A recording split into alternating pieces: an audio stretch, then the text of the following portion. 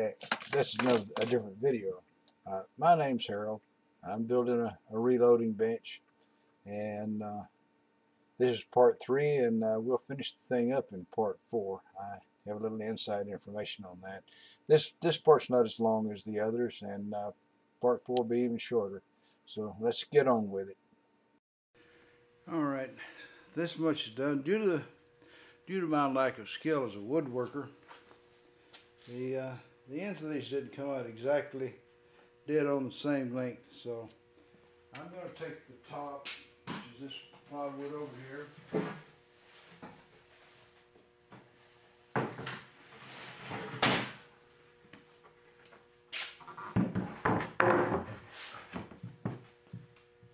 I'm going to lay that up there on the top and get it the right distance so I can run my little circular saw down the end and make them straight. The exact dimensions of the tabletop aren't important, so that won't be any big deal. Okay, this thing's clamped on the table and ready for me to take a little cut on it. I gotta get my sawdust hat.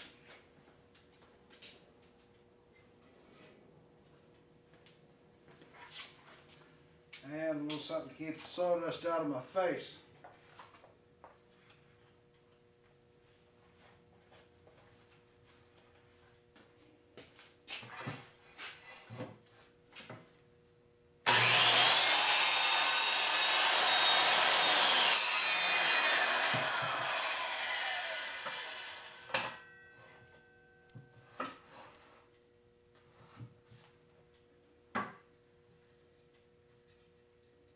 It's not down where I can actually make it.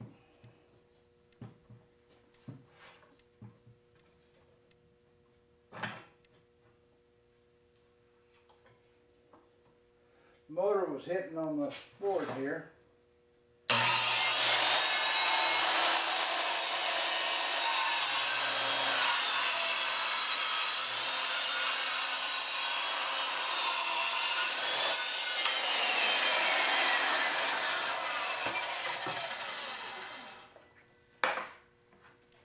Hopefully that's straight.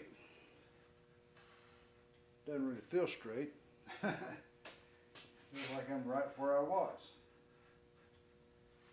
I don't know. Let me try it all over again. Something didn't work out.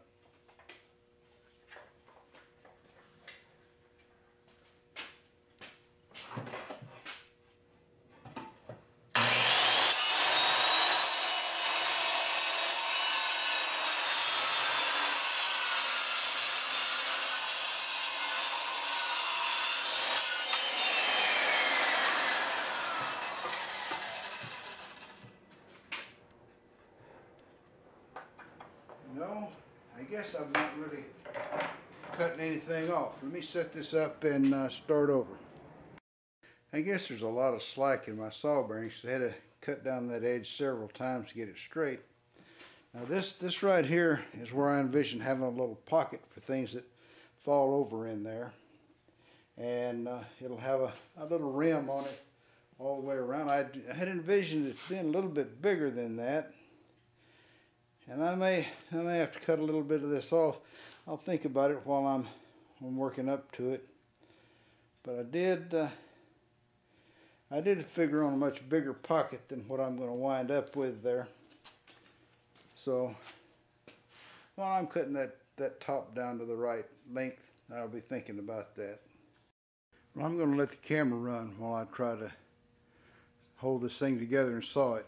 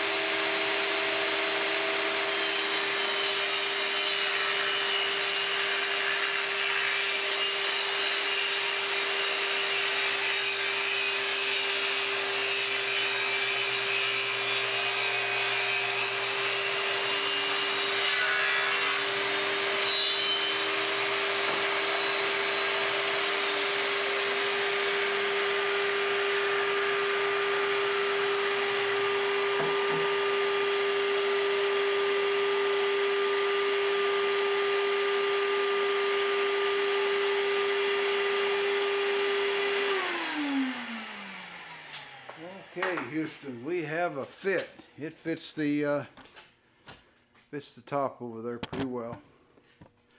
So now then I'll try and position it down and put a screw or two in it, just temporary, and try to cut the that little rail to go around my pocket there. I guess I'll just cut it thin enough that the area I've got on my current one's only about 3 inches wide, and it holds enough stuff, so we'll try that.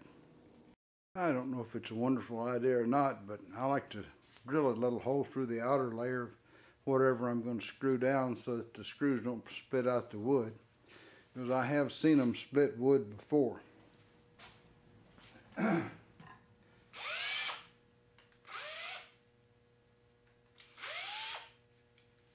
direction.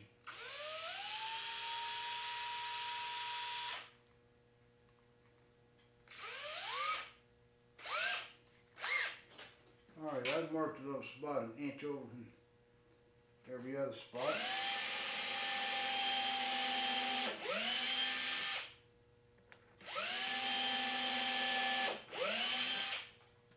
And before this is permanent, I'll put some glue on it. This is just to hold it for now, so I can measure things and build a little fence around my side pocket.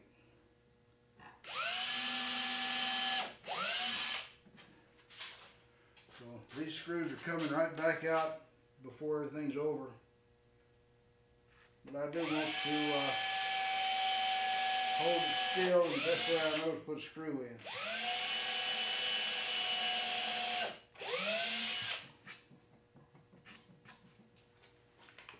Alright, that's done. This, when I retired, I had my choice between various pieces of jewelry, trinkets, and this. And so this is my retirement award here. I think it's a lot better than a gold watch. You can't drive any screws at all with a gold watch.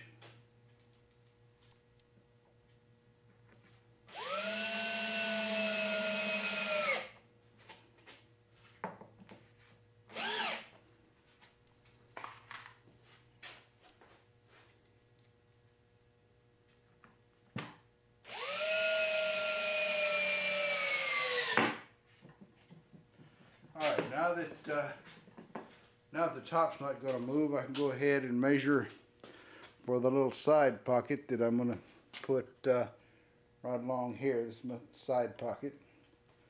And I'm going to measure everything off and get started on that. Okay, that's how a little pocket's supposed to look down the side, and it turned out to be exactly 3 inches on the inside, so I was worrying for nothing. This is will work out. Before I do the final assembly, I'll glue everything and screw it down. Of course, this little side piece will be glued and put in with some little finishing nails, because I don't have screws small enough for that. But that should work out really well. Now I can get to building myself a little shelf to go underneath there to put things on, and then we'll come back to the camera. Okay, underneath the thing I've made a little framework there to put a shelf. So I'm going to measure out the shelf now and cut it.